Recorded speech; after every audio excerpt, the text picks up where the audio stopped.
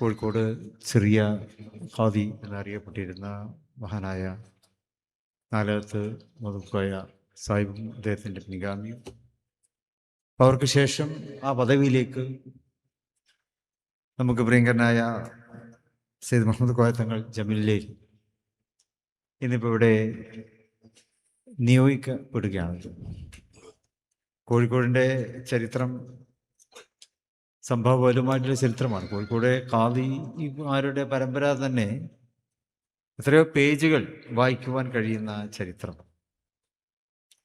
ഏതാണ്ട് ബ്രിട്ടീഷുകാരുടെയും കാലത്തിന് മുമ്പ് വിദേശ അധിനിവേശമൊക്കെ കുറേ അതിനൊക്കെ സാക്ഷ്യം വഹിച്ചിട്ടുള്ളൊരു മണ്ണാണ് കോഴിക്കോട് എന്ന് പറയുന്നത്. ചരിത്ര നഗരമാണ് സത്യം.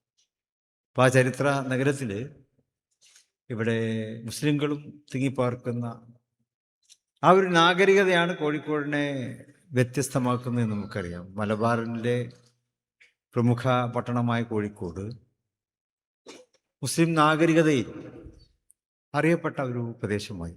അറബികളുമായിട്ടുള്ള കോഴിക്കോടിൻ്റെ ബന്ധം സുവിദിതമാണ്. ഇബ്ൻ ബത്തൂതയെ പോലെയുള്ള ലോക സഞ്ചാരികൾ അവർക്കൊക്കെ ഇഷ്ടപ്പെട്ട പ്രദേശമായിരുന്നു കോഴിക്കോടും ചാലിയവും പന്തലായനി തുടങ്ങിയിട്ടുള്ള. കോഴിക്കോടിൻ്റെ ചരിത്രത്തെക്കുറിച്ച് തന്നെ ഇബ്ൻ ബത്തൂത രേഖപ്പെടുന്നത് അത്ഭുതകരമായിട്ടുള്ള കാര്യങ്ങൾ എന്നുള്ള കാര്യമാണ്. അജായിബാണ്, ആശ്ചര്യകരമായിട്ടുള്ള കാര്യങ്ങളുടെ ഒരു വിവരണം എന്നുള്ളതൊക്കെയാണ് ഇബ്ൻ ബത്തൂതയുടെ കോഴിക്കോടും മലബാറും അതിനൊക്കെ സംബന്ധിച്ചുള്ള ചരിത്ര പുസ്തകത്തിൻ്റെ തന്നെ അറബിയിലുള്ള പേര്.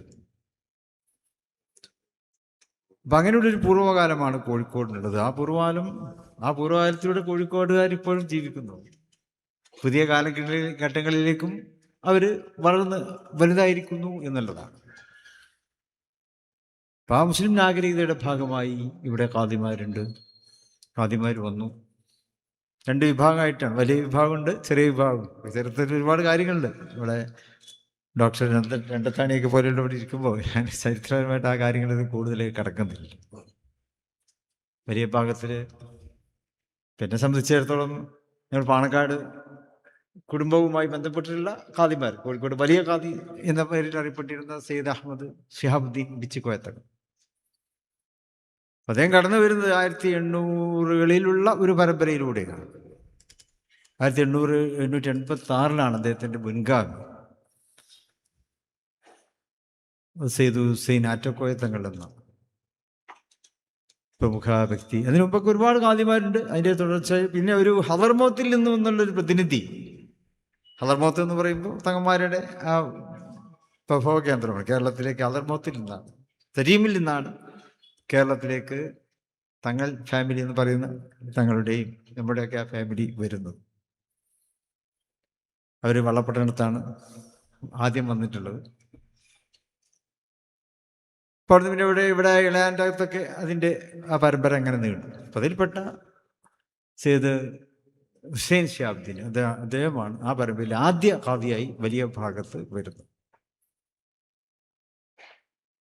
ഞങ്ങളുടെ ഒക്കെ തറവാടിൻ്റെ വളവട്ടിൽ നിന്ന് കോഴിക്കോട് നിന്ന് മലപ്പുറത്തേക്ക് വന്നു. അടുത്ത തറവാടിൻ്റെ സെയ്ദ് മുഹദാർ ആറ്റുകോയത്തങ്ങൾ അദ്ദേഹമാണ് ഞങ്ങളുടെയൊക്കെ ആ പരമ്പരയിലെ പ്രതാപിയായ സാദാത്ത് അദ്ദേഹമായിരുന്നു. അദ്ദേഹത്തിൻ്റെ മകനാണ് സെയ്ദ് ഷിഹാബുദ്ദീൻ ആറ്റക്കോയത്തങ്ങൾ. എൻ്റെ പിതാവിൻ്റെ വല്യപ്പ, പിതാവിൻ്റെ പിതാവ് അദ്ദേഹം ബ്രിട്ടീഷുകാർ നാട് കടത്തിയതാണ്. ബ്രിട്ടീഷുകാർ വെല്ലൂരിലേക്ക് നാട് കടത്തി. അവിടെ നിന്നാണ് അദ്ദേഹം മരണപ്പെടുന്നത്. വെല്ലൂരിൽ നാട് ബ്രിട്ടീഷുകാർക്കെതിരെ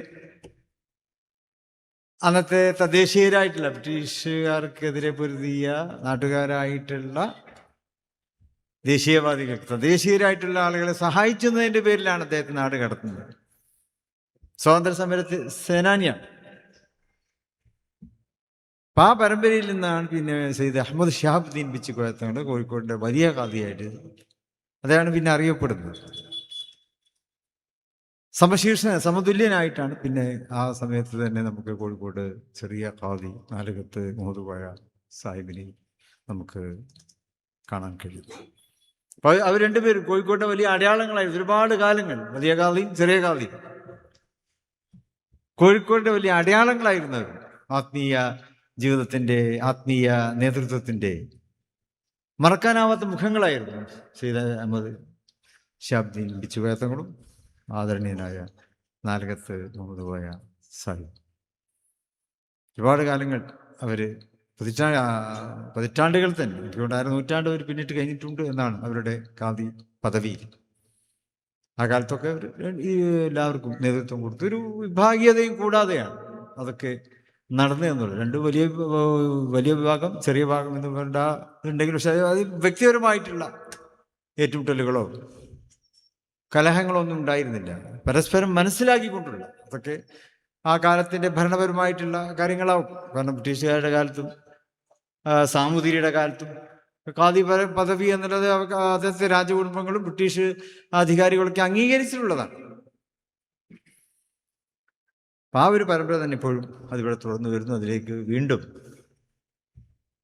ഞങ്ങളുടെയൊക്കെ പരമ്പരയിൽപ്പെട്ട ഒരാൾ തന്നെ വന്നു എന്നുള്ളതിൽ പ്രത്യേകമായിട്ടുള്ള സന്തോഷവും ചാരിതാർത്ഥ്യവുമുണ്ട്. ഒരാഴ്ച മുമ്പ് ഇങ്ങനെ പറഞ്ഞപ്പോൾ വലിയ സന്തോഷം തോന്നി. അഹമ്മദ് ശിഹാബുദ്ദീൻ ബിച്ചുകോയ തങ്ങൾക്ക് ശേഷം, അഹമ്മദ് വലിയ ഖാദിക്ക് ശേഷം, പിന്നെ ഇപ്പോഴും വലിയ ഖാദി പരമ്പര ഇപ്പോഴും ഉണ്ടല്ലോ.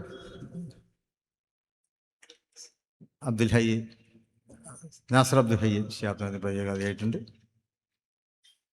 ഏതാനും വർഷങ്ങൾക്ക് മുമ്പ് സയ്യിദ് മുഹമ്മദ് അലി ശിഹാബ് തങ്ങൾ, അതായിരുന്നു വലിയ ഖാദിക്ക് സ്ഥാനപ്പട്ടം അലങ്കരിച്ചിരുന്നത്.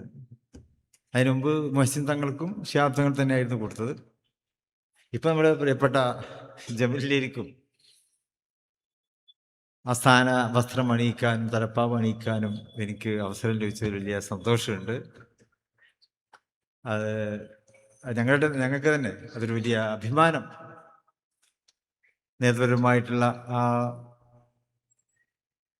ആ മേഖലയിൽ സാധാത്തുക്കൾക്ക് തന്നെ ഹദർ മൗത്തിൻ്റെ പാരമ്പര്യത്തിന് തന്നെ നേതൃത്വം കൊടുക്കുവാൻ കഴിയുന്നു എന്നുള്ളതിൽ വലിയ സന്തോഷവും അഭിജാത്യവും ഒക്കെ ഞങ്ങൾക്ക് തോന്നുകയാണ്. അൽഹംദുലില്ലാ, അത് ദീർഘകാലം ആ പദവിയിൽ അലങ്കരിക്കുവാൻ പ്രിയപ്പെട്ട ജമീലിലേക്ക് സാധിക്കുമാറാകട്ടെ എന്ന് പ്രാർത്ഥിക്കുക. ഞാൻ കൂടുതലായിട്ട് പറയുന്നില്ല. ഏതായാലും കോഴിക്കോടിൻ്റെ സന്തോഷത്തിൽ പങ്കെടുത്ത്, ഞാൻ ഈ കോഴിക്കോട്ടുകാരൻ, ഞാൻ ജനിച്ചത് ഇവിടെ തൊട്ടടുത്ത ഈ കുളത്തിൻ്റെ അപ്പുറത്തുള്ള വീട്ടിലാണ് ഞാൻ ജനിച്ചതിൽ. ചെറുപ്പത്തിലൊക്കെ ഇവിടെയും ചുമ്മാക്ക് വരാറുണ്ട്, അവിടെയും ചുമ്മാക്ക് പോകാറുണ്ട്. ആദ്യം ചുമ്മാ എവിടെ കഴിയാന്നുള്ള ചിലപ്പോൾ അവിടെ പോകും, തിരക്കുണ്ടാവും. അങ്ങനെയാണ് ചെറുപ്പത്തിലല്ലേ, സ്കൂളിൽ പോകുന്ന സമയത്തൊക്കെ. ഇപ്പൊ കുറെ കാലമായിട്ട് ഇങ്ങോട്ടൊന്നും അങ്ങനെ വരാൻ പറ്റാറില്ല. എന്നാലും ചിലപ്പോൾ തറാവീന് ആരും അറിയാതെ അടക്കം വന്ന് നിസ്കരിച്ച് പോകാറുണ്ട്. അപ്പൊ ഒരിക്കൽ അവിടെ പോയപ്പോൾ ഒരു തമാശ ഉണ്ടായി. ഞാൻ വിചാരിച്ചു ജുമാഅത്തള്ളിയിൽ തറാവീസ് കുറെ ആൾക്കാരുണ്ടാവും, ഒരു രസമാണ്. ഇപ്പോൾ നോമ്പിനെ കുറെ ആളുകളെ കൂട്ടി തറാവീസ് നിസ്കരിക്കുമ്പോൾ നോക്കുമ്പോൾ അവിടെ കുറച്ച് ആളുകൾ നിസ്കരിച്ചു. ഖത്തീബ് ഇമാമിനെ കണ്ടു, തങ്ങളെ ഇവിടെ ആൾക്കാർ കുറവാണ്, കാരണം എന്താ വെച്ചാൽ ഇവിടെ AC ഇല്ല, അതുകൊണ്ട് ആൾക്കാർ കുറവാണ്, ആൾക്കാരൊക്കെ AC ഉള്ള പള്ളിയിലേക്കാണ് പോവുക എന്ന് പറയുന്നത്. നല്ല ചൂടാണ്, അതുകൊണ്ടാണ്. അപ്പം ഞാനിങ്ങനെ ആലോചിച്ചു, മിസ്കാർ പള്ളിയിലും ജുമാഅത്തിലൊക്കെ AC വെക്കുകയാണെങ്കിൽ കുറേ പ്രയാസമായിരിക്കും. ഇത്ര വലിയ പള്ളിയിലൊക്കെ അതായത് ജനങ്ങളാക്കി ഉൾക്കൊണ്ടുകൊണ്ടും ഈ പാരമ്പര്യത്തെ നിലനിർത്താൻ ശ്രമിക്കുന്നുണ്ട് എന്നുള്ളതിൽ വലിയ സന്തോഷമുണ്ട്.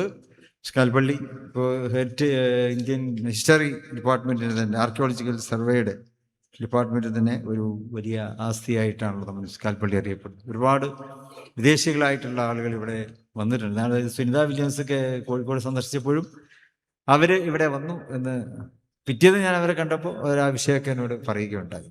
അപ്പം അങ്ങനെയുള്ള ചരിത്രപരമായ പ്രാധാന്യമുള്ള ഒന്നാണ് നമ്മുടെ മിസ്കാൽ പള്ളി. ആ മിസ്കാൽ പള്ളിയുടെ ആധിപത്യ സ്ഥാനത്തേക്ക് പ്രിയപ്പെട്ട ജമീൽ തങ്ങളെ നിങ്ങൾ നിയോഗിച്ചതിൽ ഈ നാട്ടുകാരെയും ഈ മഹലിനെയും മിസ്കാൽ പള്ളി കമ്മിറ്റിയെയും അർത്ഥമായി അഭിനന്ദിച്ചുകൊണ്ട് എല്ലാത്തിനും ആശംസകൾ നേർന്നുകൊണ്ട് ഈ പരിപാടിയുടെ ഔപചാരികമായ ഉദ്ഘാടനം അല്ലാഹുവിൻ്റെ തിരുനാമത്തിൽ നിർവഹിച്ചതായി അറിയിക്കുന്നു. അസ്സലാമു അലൈക്കും.